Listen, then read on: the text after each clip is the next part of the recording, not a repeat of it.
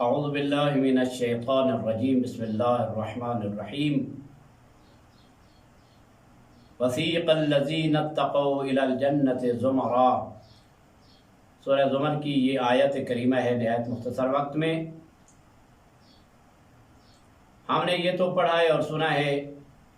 کہ جہنمیوں کو فرشتے کھینچ کھینچ کر جہنم کی طرف لے جائیں گے، لیکن وسیق الذین اتقوا الی الجنۃ زمرا یہاں پر ہے کہ جنتیوں کو جس طرح کے زبردستی ہوتا ہے کھینچ کر جنت میں داخل کریں گے، گروہ در گروہ جنت میں داخل کریں گے۔ اور اس آیت کی روشنی میں مفسرین فرماتے ہیں کہ جب وہ وقت ہوگا کہ جب ہمارے آقا و مولا امام حسین علیہ السلام جنت کے دروازے پر ہوں گے اور مومنین، ماتمی، عزادار، مولا کے ماننے والے، مولا کے زوار، مولا کے مصائب پہ رونے والے اور مولا کے کربلا میں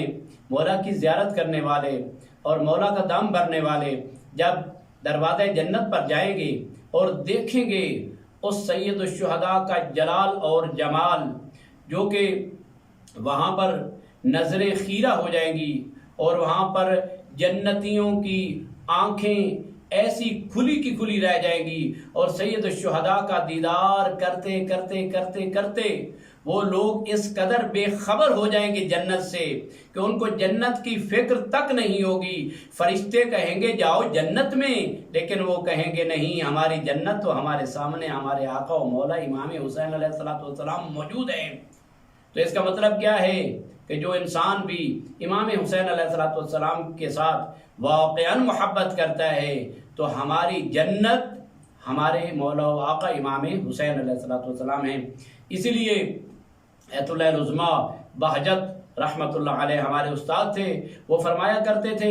کہ جو شخص کربلا زیارت کے لیے جا رہا ہے، اگر کوئی پوچھے کہ تم کہاں جا رہے ہو تو وہ یہ نہ کہے کہ میں کربلا جا رہا ہوں، بلکہ وہ یہ کہے کہ میں جنت میں جا رہا ہوں۔ یعنی کربلا مساوی جنت، لیکن یہ ہے کہ دعا ہے خداوند متعال سے، کربلا میں اور بھی موجود تھے، لیکن خداوند متعال ہمیں ان سے نہ بنائے، ان سے بنائے کہ جو مولا کی معیت اور مولا کے ساتھی بن کر مولا پر قربان ہو گئے۔ انشاءاللہ اللہ تعالی ہمیں امام حسین علیہ السلام کے حقیقی محبوں، شیعوں اور زائرین میں سے قرار دے۔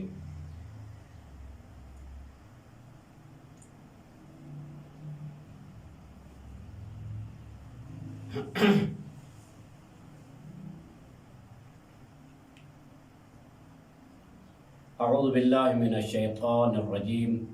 بسم اللہ الرحمن الرحیم۔ قال اللہ تبارک و تعالی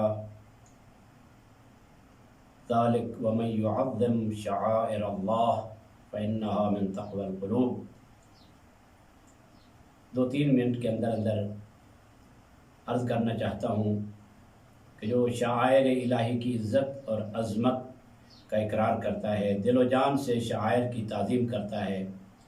تو یہ فإنہا من تقوی القلوب، تو یہ دلوں کے تقوی کا باعث ہے۔ ہم شیعیان حیدر کرار اور اہل سنت برادران بھی ائمہ اطہار اور ان کی اولاد امجاد کی زیارت کے لیے آتے ہیں۔ میں ایک واقعہ اپنے استاد ایت اللہ العظمیٰ محمد تقی بہجت علی اللہ مقامہ کا آپ کی خدمت میں بیان کرتا ہوں کہ متعدد بار ان کے ساتھ حرم کریم اہل بیت حضرت معصومہ قم کے حرم مطہر میں ان کی معیت اور ان کے ساتھ بیٹھنے کا شرف حاصل ہوا، اور اکثر و بیشتر وہ صبح کی نماز کے بعد 2 گھنٹے تک کریم اہل بیت کے دیوار میں بیٹھا کرتے، اپنے اوپر سفید قسم کا ایک کپڑا ہوتا تھا، چادر ہوتی تھی، وہ اپنے اوپر ڈال لیتے تھے، بیٹھے بیٹھے 2 گھنٹے تک وہاں پر مراقبہ کرتے تھے اور تسبیحات و اذکار پڑھا کرتے تھے۔ تو خداوند متعال نے ہمیں بھی شرف بخشا کہ ہم ان کے پیچھے بیٹھ جایا کرتے تھے اور دعا و مناجات میں مشغول ہو جایا کرتے تھے۔ کجا ان کی دعائیں اور کجا ان کی مناجات اور کجا ہماری بے معرفت دعائیں اور بے معرفت زبان اور بے معرفت قلب۔ ایک دفعہ کا ذکر ہے کہ جب میں حقیر ان کے پیچھے بیٹھا ہوا تھا تو جو ہی ان کا مراقبہ ختم ہوا اور وہاں اذکار ختم ہوئے تو وہ چاہتے تھے حضرت کریمہ اہل بیت حضرت معصومہ سلام اللہ علیہا کی زری کو جا کر سلام کرے۔ تو میں نے اپنی ان گناہگار آنکھوں سے دیکھا کہ وہ عظیم شخصیت، وہ عظیم مرجع، وہ علم اور تقوی کا ایک بہت بڑا نمونہ انسان کیسے اٹھے اور اٹھ کر ذریعے حضرت معصومہ سلام اللہ علیہا کی طرف اس طرح لپکے کہ جس طرح نہایت پیاسا انسان ایک ٹھنڈے پانی اور شربت کی طرف بڑھتا ہے، یوں ہی بڑھے حضرت کریمہ اہل بیت کی وہ ذریعہ مقدسہ کو پکڑ کر دونوں ہاتھوں سے ایسے حرکت بھی دے رہے تھے اور اپنے زبان اور منہ سے بی بی کی زری کو ایسے چوم رہے تھے کہ جس طرح یہ شخصیت آج پہلی مرتبہ کریمہ اہل بیت کی زیارت کے لیے آئے ہیں۔ کیا مطلب؟ یہ زری کو نہیں چوم رہے فقط، بلکہ ان کا دل اہل بیت علیہ الصلوۃ والسلام کے ساتھ اٹیچ ہو چکا تھا، ان کے ساتھ مل چکا تھا۔